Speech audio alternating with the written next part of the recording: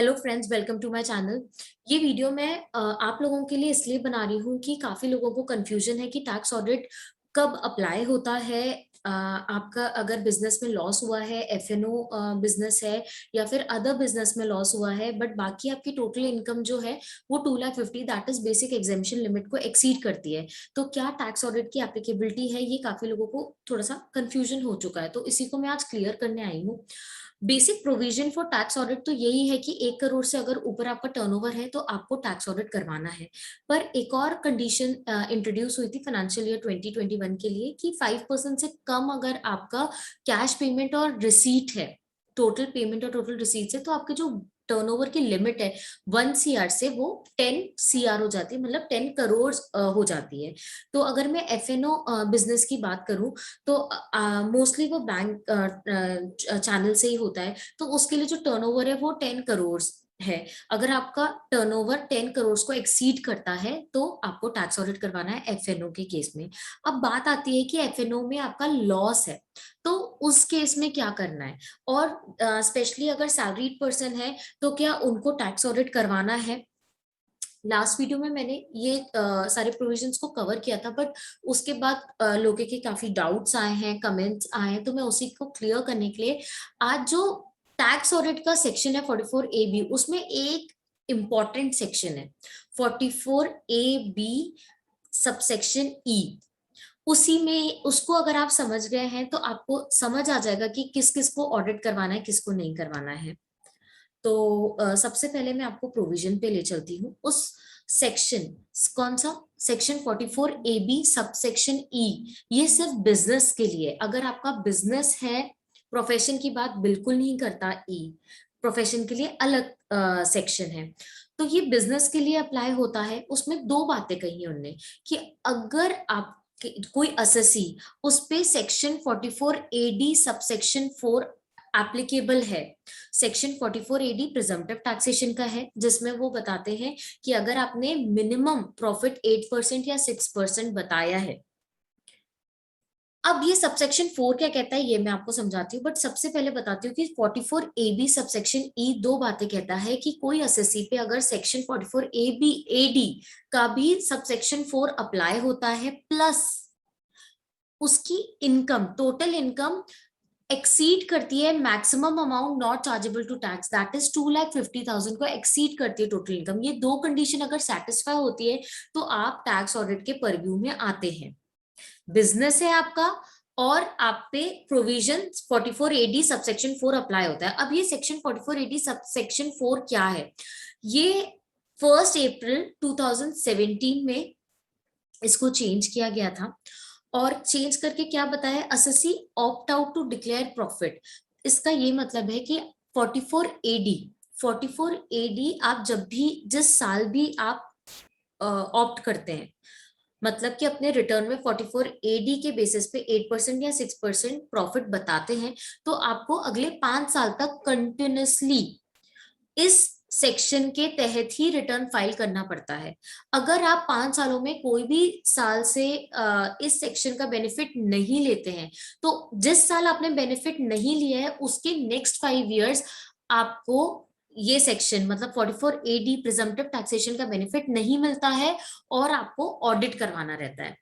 पर ऑडिट भी कंडीशन है, कब करवाना रहता है? जब आपकी टोटल इनकम एक्सीड कर जाए maximum amount not chargeable to tax.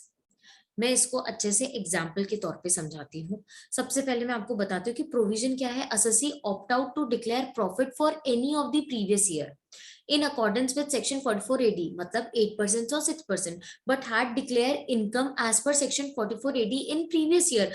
पहले 5 सालों में से कोई भी सालों में उसने 44AD में इनकम डिस्क्लोज करी है, बट 5 सालों में से किसी एक साल में उसने ऑप्ट आउट कर दिया, तो अगले जिस साल करा उसके अगले के 5 सालों तक उसको अब इसका बेनिफिट नहीं मिलेगा। Then for succeeding 5 year assessment year he will not be eligible to take section 44AD and needs to maintain books and get them audited if income exceed maximum amount chargeable to tax.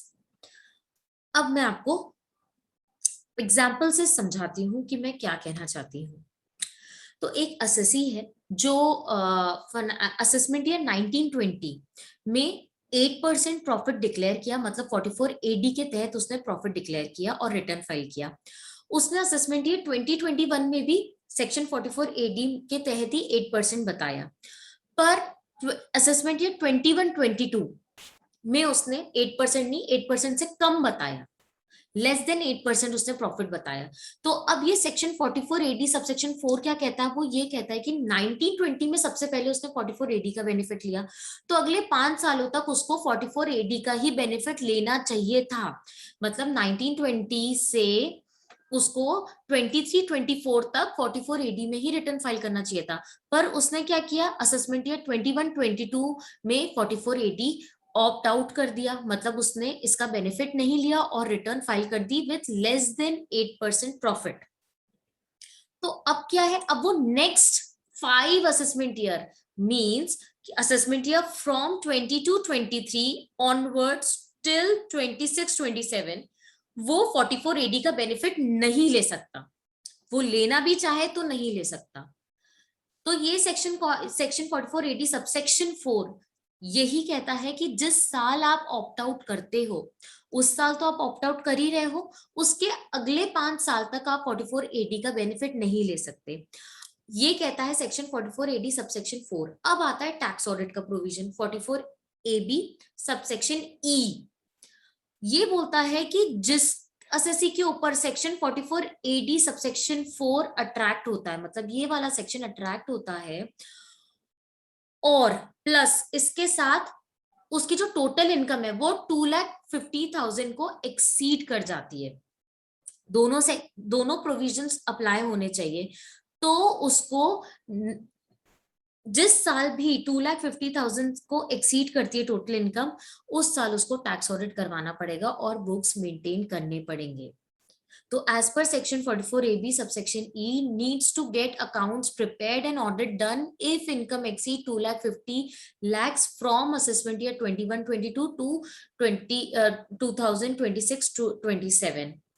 तो ये जो 5 साल है, जिस साल में वो 44AD का बेनिफिट नहीं ले सकता, इसमें से कोई भी साल अगर उसकी टोटल इनकम 2,50,000 से नीचे है तो उसको टैक्स ऑडिट नहीं करवाना पड़ेगा। टैक्स ऑडिट तभी करवाना रहता है जब आपकी टोटल इनकम एक्सीड कर जाए 2,50,000,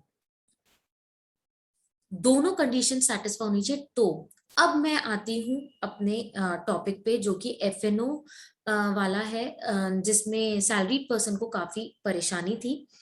सैलरीड पर्सन है एंड एफएनओ लॉस है।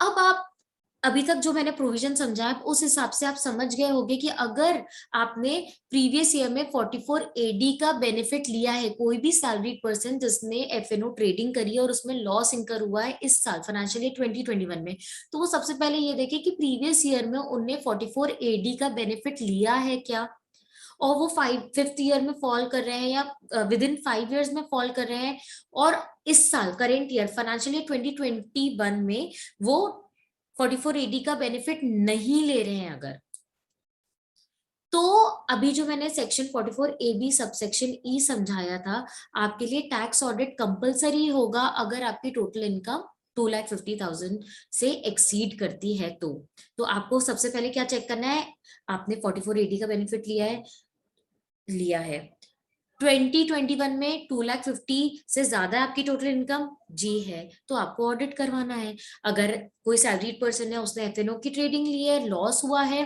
पर उसने प्रीवियस ईयर 44AD के बेनिफिट नहीं लिया है और उसका ये फर्स्ट ईयर है, तो आपको ऑडिट करवाना नहीं पड़ेगा।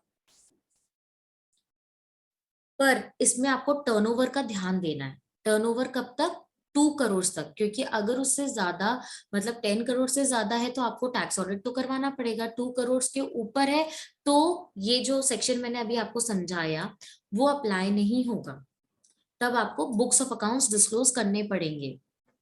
तो कंक्लूजन के तौर पे मैंने बताया है टर्नओवर, फिर whether opted for 44AD in any of 5 preceding years, whether opted for 44AD in current year, और टैक्स ऑडिट एप्लीकेबल है यस या नो। तो अपन देखते हैं अगर आपका टर्नओवर 1 करोड़ से 2 करोड़ के बीच में है और आपने 44AD ऑप्ट करा है इन एनी ऑफ 5 प्रीसीडिंग ईयर, पर करेंट ईयर में आप ऑप्ट नहीं कर रहे तो आपको टैक्स ऑडिट करवाना पड़ेगा सेक्शन 44A बी सबसेक्शन ई के तहत। और आपका अगर टर्नओवर 1 से 2 करोड़ के बीच में है पर आपने प्रीसीडिंग 5 इयर्स में 44AD का बेनिफिट नहीं लिया है, इस साल अगर आप ले रहे हैं तो फिर तो दिक्कत की बात नहीं है, फिर टैक्स ऑडिट की तो बात ही नहीं आती अगर आप 44AD ले रहे हैं। और तीसरे कंक्लूजन क्या है कि 1 करोड़ से नीचे है और आपने प्रीसीडिंग 5 इयर्स में 44AD का बेनिफिट लिया है, यस, एंड आप करंट ईयर में नहीं ले रहे हैं तो आपको टैक्स ऑडिट करवाना है। तो अगर आप सैलरीड पर्सन है तो आप सबसे पहले ये देखिए कि आपने प्रीवियस ईयर में 44AD लिया है, नहीं लिया है तो चिंता की बात नहीं है, आपको नहीं करवाना है। बट अगर आपने लिया है तो आप आपको वो सेक्शन के तहत देखना है कि सेक्शन 44AB सबसेक्शन ई अप्लाई होता है कि नहीं। इसके अलावा मैंने एक और कंक्लूजन ड्रॉ करा है। कंक्लूजन ये है कि इन केस ऑफ लॉस, जैसे कि मैंने अभी आपको समझाया कि अगर आपने 44AD प्रिजम्पटिव टैक्सेशन का प्रीसीडिंग ईयर्स में बेनिफिट लिया है और करेंट ईयर में आप नहीं ले रहे हो तो टैक्स ऑडिट कब होगा, जब आपका 44AD सबसेक्शन 4 अप्लाई हो और आपकी टोटल इनकम एक्सीड कर जाए 2,50,000। बट टैक्स ऑडिट कब नहीं होगा, 44AD सबसेक्शन 4 तो अप्लाई हो रहा है क्योंकि प्रीसीडिंग ईयर्स में आपने 44AD का बेनिफिट लिया है बट करेंट ईयर में आप नहीं ले रहे, तो 44AD सबसेक्शन 4 तो अप्लाई हो रहा है। पर अगर आपकी total income he 2,50,000 that is basic exemption limit से कम है तो आपको टैक्स ऑडिट नहीं करवाना रहेगा। तो होप आपको ये समझ आया होगा। मुझे ये वीडियो बनाना पड़ा बिकॉज काफी लोगों को कंफ्यूजन था। अब मैं आपको आईटीआर समझाऊंगी, अगर आपका ये आपको इससे रिलेटेड आपके कंफ्यूजन क्लियर हो गए हैं तो आईटीआर 3 में अब आप तीनों सिचुएशन में कि आपके टैक्स ऑडिट अप्लाई हो रहा है in case of FNO loss, आपका टैक्स ऑडिट नहीं है but books of accounts disclose करना है, and third books of accounts नहीं डिस्क्लोज करना है तो आप कैसे रिटर्न फाइल करेंगे। तो प्लीज मेरे चैनल को सब्सक्राइब करें, इस वीडियो को लाइक करें, एंड इसके अलावा भी आपके कोई डाउट्स हैं तो आप प्लीज कमेंट सेक्शन में बताएं, मैं बिल्कुल कोशिश करूंगी आपके क्लियर करने के लिए। Thank you.